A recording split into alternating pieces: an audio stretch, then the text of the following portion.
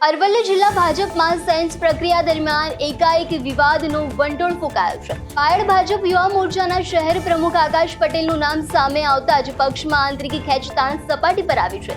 વિવાદના મૂળ જાન્યુઆરી 2023માં થયેલા કુખ્યાત જુનિયર ક્લાર્ક પેપર લીક કૌભાંડ સાથે જોડાયેલા છે, જેમાં આકાશ પટેલની એટીએસ દ્વારા ધરપકડ કરવામાં આવી હતી। 25થી વધુ આરોપીઓની યાદીમાં સ્થાન અને 10 લાખ રૂપિયાની લેતી દેતીમાં ગંભીર આક્ષેપો છતાં પણ આકાશ પટેલનું મહત્વનું પદ મળતા સ્થાનિક નેતાઓ અને કાર્યકર્તાઓમાં ગણગણાટ શરૂ થયો છે।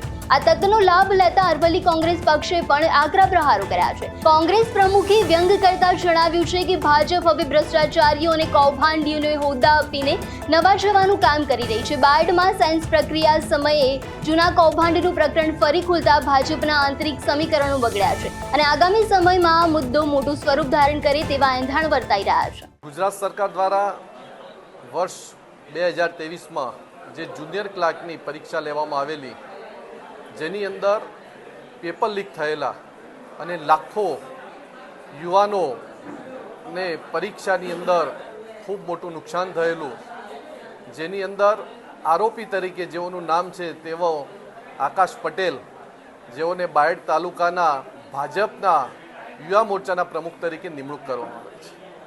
આ ભારતીય જનતા પાર્ટીની સરકાર જે ભ્રષ્ટાચારથી તય હોય, આરોપીઓ હોય તેવા લોકોને હોદ્દા આપી અને શું કરવા માગે છે એ સમજ પડતી નથી, જેના કારણે અરવલ્લી જિલ્લા સહિત કેટલાય લોકોમાં ખૂબ મોટો આક્રોશ છે।